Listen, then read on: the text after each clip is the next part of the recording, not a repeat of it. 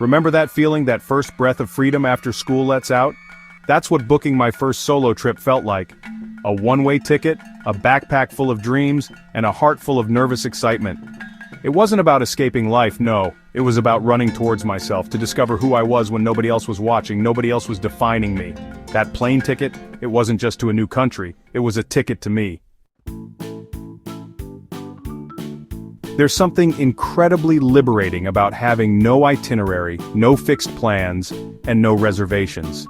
It's the ultimate freedom, the kind that allows you to truly live in the moment. Imagine waking up in a new city, the air filled with the promise of adventure, and the only thing on your agenda is to follow your intuition. About waking up in a new city and letting your intuition be your guide. You stretch, take a deep breath, and look out the window to see a skyline you've never seen before. The possibilities are endless, and the day is yours to shape. To wander down cobblestone streets where every corner turned reveals a new story, a new piece of history. The charm of these streets is in their unpredictability, in the way they invite you to get lost and find something unexpected. Stopping for coffee in charming cafes, where the aroma of freshly brewed coffee mingles with the sounds of the city waking up. Each sip is a taste of the local life, a moment to pause and soak in the atmosphere. Each sip a taste of the local life. You watch the world go by, people watching and imagining the stories of those who pass by. It's in these moments that you feel most connected to the place, as if you're a part of its daily rhythm. Or to find yourself lost, truly lost, in a maze of alleyways, where the walls seem to close in and the path ahead is uncertain. But it's in this uncertainty that you find the thrill of discovery, the joy of stumbling upon something unexpected, only to stumble upon a hidden courtyard bursting with flowers and laughter. It's a secret garden in the heart of the city, a place that feels like it was meant just for you to find. Each day felt like a blank page in the book of my journey, waiting to be filled with new experiences and memories. The freedom to write my own story, to choose my own path was exhilarating. And I was free to write my own story. Each sunset marked the end of one chapter and the beginning of another. Each day a new opportunity to explore, to learn, and to grow. The open road was my roadmap, and I was ready to follow it wherever it might lead. I'll never forget the time I was in rural Vietnam, unable to speak a word of the local language. Ordering food became a comical dance of gestures and smiles. Yet, despite the language barrier, I felt more connected to humanity than ever before. A kind woman, her face etched with the stories of a life well lived, took me under her wing. She taught me about her family, her culture, her dreams, and in her eyes I saw reflections of my own. Fear, that old friend, decided to join me on my adventures. Fear of the unknown, of loneliness, of failing spectacularly. There were moments when the silence of my own company was deafening, when the weight of my backpack felt unbearable. But here's the thing about fear. The more you confront it, the smaller it becomes. And in those moments of vulnerability, I discovered a strength within myself I never knew existed. Solo travel taught me that the world is full of good people, hearts overflowing with kindness. When I first set out on my journey, I was filled with a mix of excitement and apprehension. The unknown can be daunting, but it also holds the promise of unexpected joys. One of the most beautiful surprises was discovering the universal language of kindness that transcends borders and cultures. Like the elderly gentleman in Italy who saw me struggling with my map and walked me all the way to my destination, sharing stories of his youth along the way. His eyes sparkled with memories as he recounted tales of the old days, and I felt a deep connection to a place I had just arrived in. It was more than just directions, it was a warm welcome to a foreign land. Or the group of women in Morocco who welcomed me into their circle, offering me mint tea and a glimpse into their lives.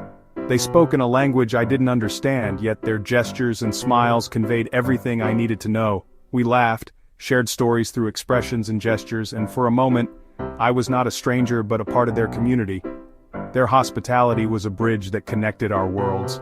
In those acts of simple human connection, I found a profound sense of belonging. Each encounter, whether brief or extended, left an indelible mark on my heart.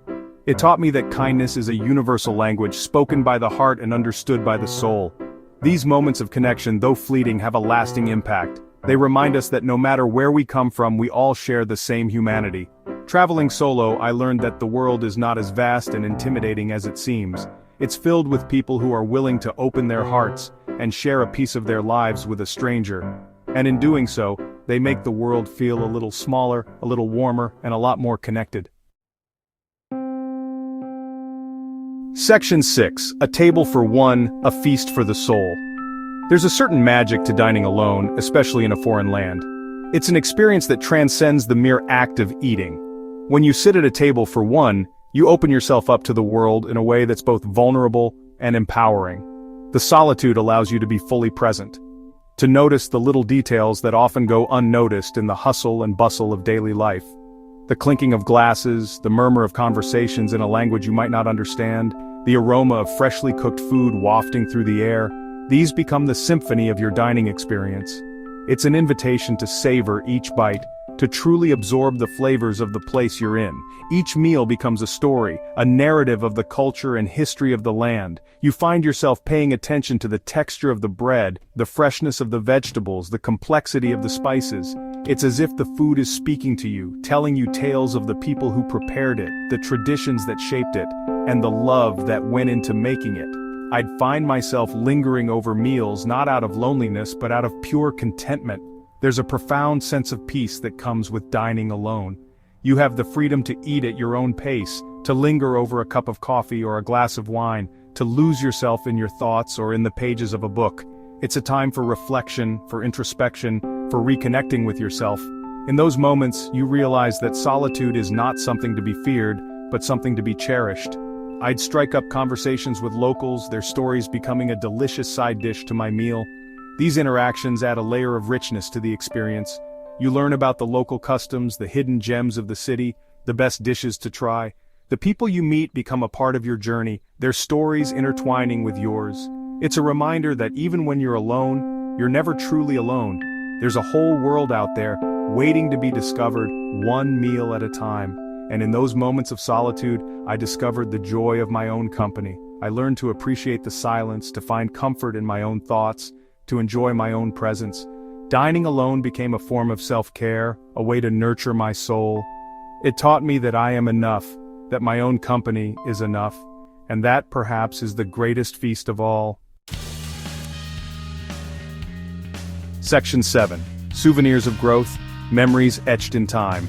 I came home from my travels not with a suitcase full of souvenirs, but with a heart overflowing with stories. Stories of resilience, of kindness, of the extraordinary beauty that exists in the ordinary. I learned to trust my instincts, to embrace uncertainty, to find joy in the simplest moments. I returned home, not the same person who had left, but a braver, more compassionate version of myself. Section 8. The world, my teacher, patience, my lesson. Travel, especially solo travel, is a masterclass in patience. It's about surrendering to the unexpected, to the detours and delays that inevitably arise. I learned to let go of the need to control every aspect of my journey and to embrace the beauty of slow travel, to savor the journey, not just the destination, to find joy in the waiting, in the not knowing. Section 9. Come away with me, a solo journey awaits. So my friend, if you've ever felt that whisper of wanderlust, that yearning to explore the world and yourself a little deeper, don't ignore it. Book that ticket, pack your bags, and embark on your own solo adventure. I promise you, it will be a journey you'll never forget, and who knows, you might just surprise yourself with who you become along the way.